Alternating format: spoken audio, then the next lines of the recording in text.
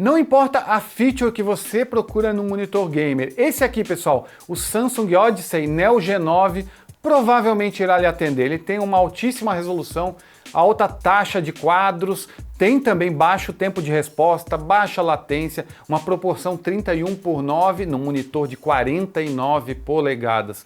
Passei uma semana testando vários jogos de diferentes estilos, como simuladores de corrida e de voo, onde ele se destaca sem dúvida.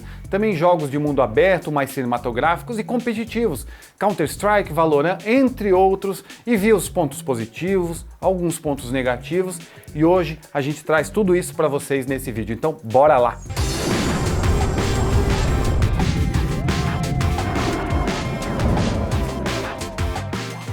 Desde que a Samsung trouxe para o mercado a linha Odyssey, os seus monitores gamers, essa linha não para de crescer. Tem o G3, G5, G7, G9, lá fora tem o G8, G6, enfim, uma infinidade de monitores de várias resoluções, de vários formatos. E esse aqui, o Neo G9, é o topo da gama. Estamos falando aqui de um monitor de 49 polegadas que tem uma área útil equivalente a 2 monitores de 27 polegadas. A resolução é 2 vezes Quad HD, ou seja, 2560 de largura por 1440. Só que na largura, como ele é de 49 polegadas, essa resolução é duplicada, então chegamos a 5120 por 1440 pixels. A galera fala, por que não 4K? Simplesmente porque não haveria placa de vídeo no mercado para rodar nenhum jogo. Aqui nos nossos testes a gente jogou com ele em vários jogos. Nesses jogos de simulador, por exemplo, tanto o Flight Simulator quanto o Forza Horizon 4, ele se destaca pela capacidade de entregar mais área útil e fazer uma imersão muito maior.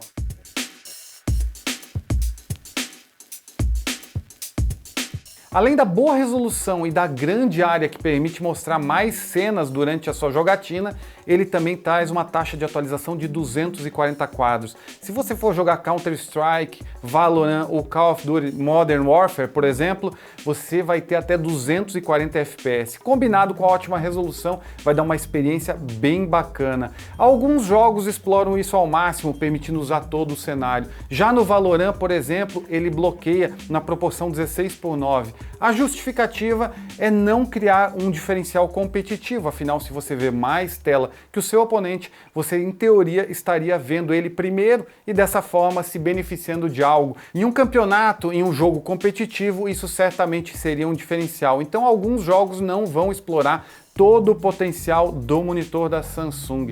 Ele traz também baixo tempo de resposta, 1 milissegundo, e baixa latência, menor que 10 milissegundos. O que garante, por exemplo, quando você está jogando Forza Horizon e você dá um comando no joystick, você vai ter realmente um tempo de resposta à sua ação muito rápido.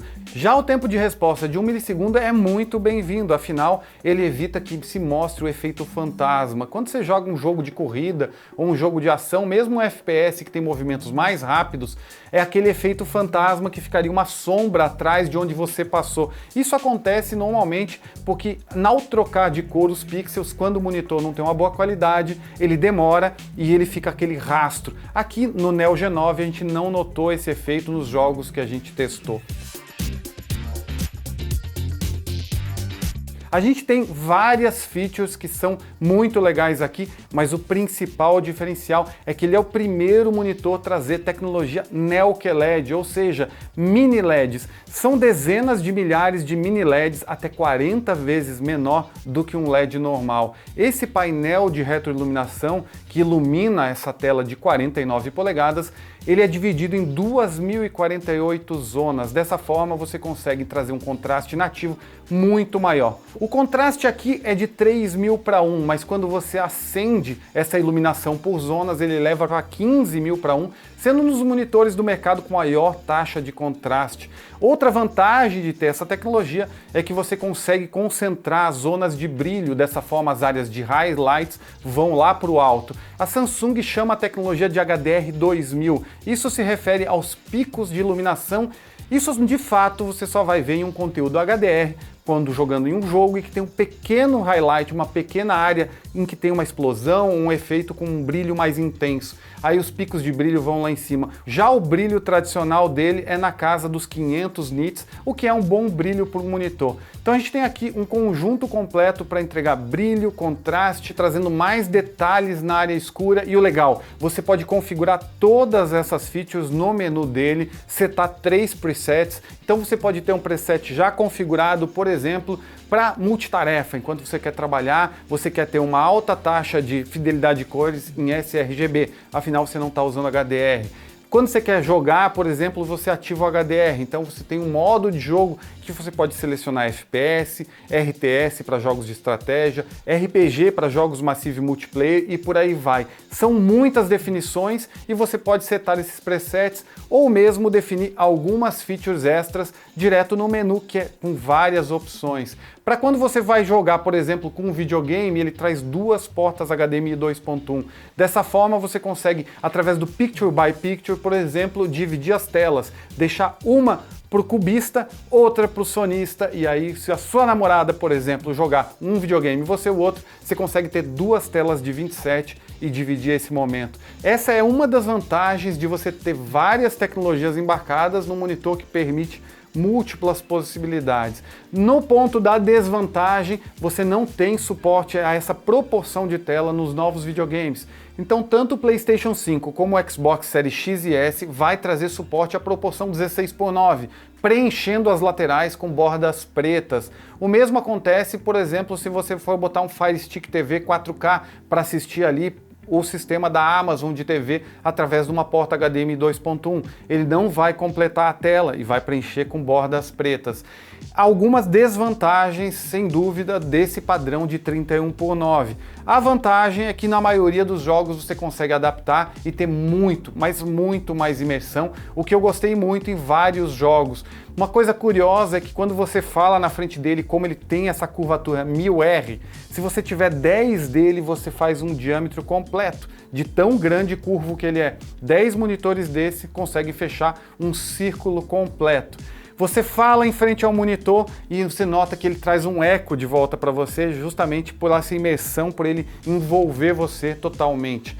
Ele também tem uma tecnologia de LED RGB na parte de trás, em várias cores e formas que você pode explorar, mas uma das mais legais, sem dúvida, principalmente se você for colocar o monitor rente à parede, é a Infinite Color Lighting. O que ela faz é expandir as luzes que estão saindo do monitor, criando uma experiência mais imersiva no quarto. É mais ou menos o mesmo conceito que a Philips trazia nas TVs com Ambilight. A ideia é criar uma imersão ainda maior. E naquelas, né, pessoal, não seria gamer se não tivesse RGB, então traz essa opção também.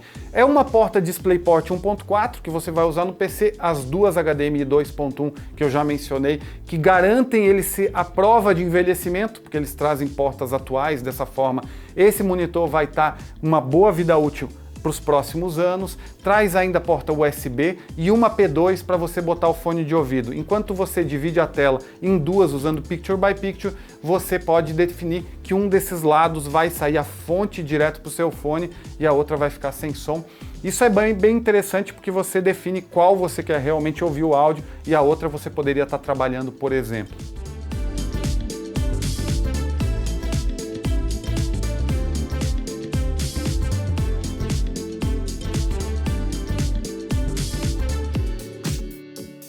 E falando em RGB, vamos falar um pouquinho de fidelidade de cores, que é muito importante para quando você for usar HDR. Por exemplo, ele tem um modo cinema para você ver filme e ele ativa o DCI-P3.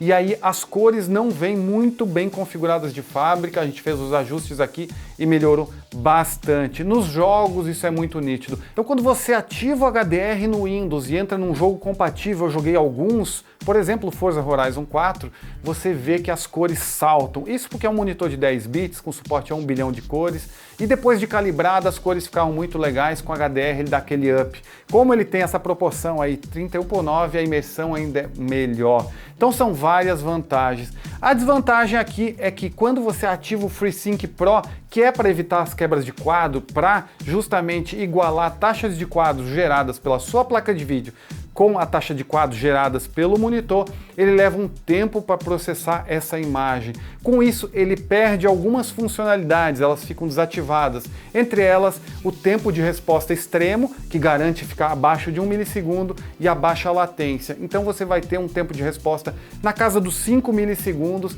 e a latência que dá um pouco mais de atraso nos seus comandos, seja no mouse, no joystick, no manche, depende do jogo e dos acessórios que você estiver usando. Eu não senti muita diferença nos meus testes, mas é visível que no menu essas configurações ficam desativadas e você perde alguns acessos. Não é culpa da Samsung aqui. Na verdade, a tecnologia de refresh rate variável, que dá suporte ao G-Sync e ao FreeSync, esse monitor tem suporte a ambos, é uma tecnologia que ainda tem algumas limitações com outras tecnologias. Afinal, você precisa de um tempo de processamento para igualar essas frequências da placa de vídeo do monitor e com isso gera um tempo maior de processamento da imagem e você perde um pouco de tempo de resposta e latência. Em todos os monitores que traz esse pacote completo de tecnologias, você vai ter alguns gargalos. Esse foi o mais evidente nos meus testes. Muita gente nas reviews antigas comentou do HDR, que as cores ficavam muito lavadas e que nem valia a pena ativar o HDR. Mas isso foi com o firmware original. Quando a gente atualizou o firmware e botou a última versão, realmente a Samsung conseguiu corrigir muito bem isso e eu gostei bastante do que eu vi, tanto em SDR, quando eu estou navegando pelo Windows, como conteúdo HDR, vendo filme ou em jogos. De uma forma geral, esse monitor entrega um grande pacote. O grande problema é que ele custa na casa dos 14 mil reais. Então é para poucos. Na verdade, esse é um monitor para quem está olhando o topo da cadeia. O maior concorrente desse é o modelo Alienware, que já está no Brasil na versão de 34 polegadas, que traz a tela QD OLED. Se por um lado a Samsung pode até perder para esse monitor, por outro ela também ganha. Afinal, a tecnologia QD OLED e esse painel é fabricado pela própria Samsung Displays, que vendeu para a Dell, que colocou aí na sua linha Top Gamer a Alienware. De uma forma geral, é uma tela Samsung dentro do monitor Alienware, tecnologia que a gente deve ver em breve nas TVs OLED Samsung, como a S95B, que certamente a gente vai trazer a review aqui no canal. Então, já sabe, se ainda não conhecia o canal, tá conhecendo, já se inscreve aí, assina as notificações, tem muito conteúdo de telas em geral, seja monitores, seja TV, e a gente vai trazer isso para vocês em breve.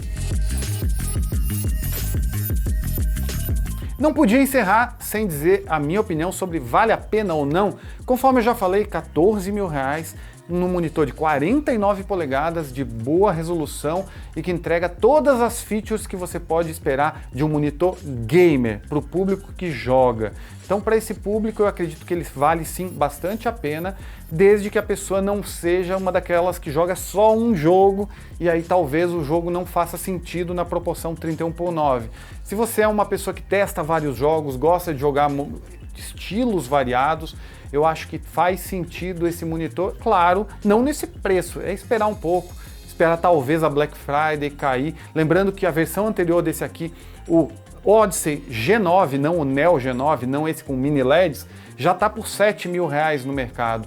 Então a tendência é ele cair. A Samsung também está lançando a linha de monitores Neo QLED em outras proporções em breve. Então, por exemplo, a gente vai ter o Neo G8, que esse sim é um monitor de 32 polegadas, 4K 240 Hz, numa proporção mais tradicional, num wide que é 21:9 ao invés de 31:9. Então, para quem busca uma solução assim, talvez valha um pouco esperar. Como eu também já mencionei, tem o modelo da Alienware QD OLED, que também é super top, de 34 polegadas, que é outro competidor de peso nessa linha de monitores super premium. Mas se você busca um universo fora do mundo dos games, se você busca produtividade, existem outras opções mais baratas, como por exemplo pegar dois bons monitores de 27 polegadas ou até 3 monitores na mesma faixa de preço. Você vai ter aquelas bordas divisórias, mas se você é um programador, se você é um designer, se você gosta de editar vídeo, são opções tão boas quanto que talvez